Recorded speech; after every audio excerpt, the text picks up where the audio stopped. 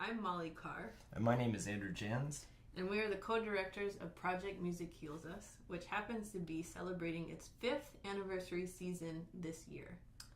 In getting ready for this event, we realized we had so much we wanted to share with you that we decided to make this short video. So, PMHU's founding was inspired by a very special woman named Ruth. She was a late-stage Alzheimer's patient whom I fell in love with after having the chance to care for her during a nursing aid course through the American Red Cross. The idea of this series came from the desire to bring a little joy and light into Ruth's life by bringing the best musicians I knew to play at her bedside. I was lucky enough to be there as well for this first concert and was incredibly moved by the effect that our music had on this woman who was very clearly in need of human connection and affection. It was amazing to watch Ruth's body and face transform throughout the concert from something of contortion and anxiety to just calm and release.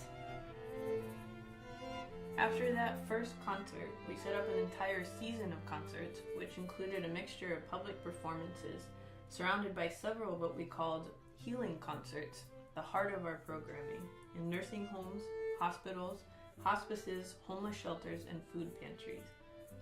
Playing at the food pantries quickly inspired the next step in PMHU's evolution, food drive concerts, in which the price of admission to our public performances became a donation of non-perishable food. And actually, at the most recent of these concerts, we raised a whopping 163 pounds of food for the hungry.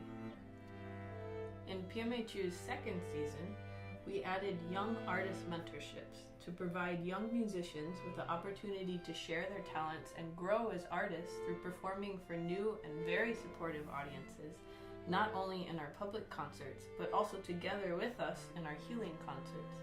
These performances have showcased and encouraged exceptionally talented young musicians at the high school and college levels, and provided them with the opportunity to learn firsthand what it means to use their art for social good, while at the same time forging musical mentorships that may last them a lifetime. In our third season, we had the opportunity to give a healing concert for the first time in a correctional facility at the Radgowski Correctional Institution. With the overwhelmingly positive audience response during that first concert, we immediately expanded our programming to include an entirely new branch of the organization, our Prison Outreach Residency. This expansion has now grown to include concerts and workshops performed in local, state, and federal prisons throughout New York, Connecticut, and California. For this work, PMHU was awarded the 2017 Father Eugène Merlet Award for Community Service. And this past year, the Prison Outreach Residency has expanded from single-day to week-long workshops, with PMHU musicians collaborating with renowned teaching artists Daniel Levy and Brad Balliot to present educational and creative workshops through which participants are able to compose their own musical pieces while learning about Beethoven, his life, adversities, and steadfast belief in choosing hope and joy over despair. The responses from both the inmate participants as well as the corrections staff have been extraordinary and reinforced to all involved the power of music to bridge the divide between people of different cultures and circumstances. The creative output has also been nothing short of extraordinary, and in fact, all of the music you've been hearing in this soundtrack was composed by inmates from these residencies. Beethoven's life and music actually have served to be a very deep well of inspiration for a lot of our programming. This year, we were approached by Vista Life Innovations, an organization that supports people with disabilities throughout the various stages of life, and asked to put together a program that would serve to bring together members of the community with the participants under their care.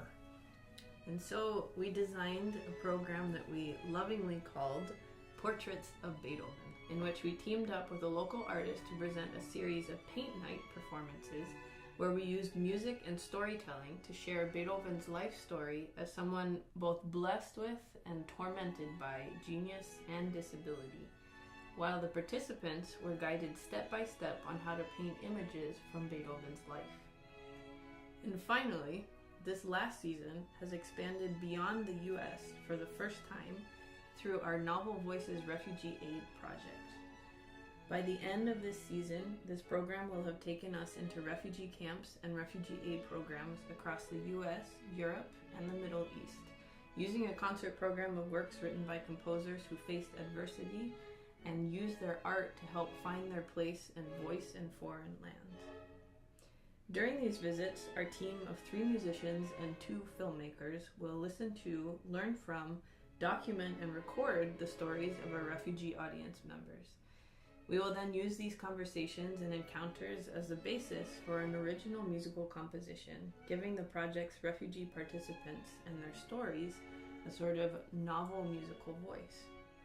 The team will record and release an album featuring this original composition, and the filmmakers will create a documentary focusing on the project. To close out, the team will premiere the composition and a preview of the film in a final concert in Carnegie Hall in October 2019.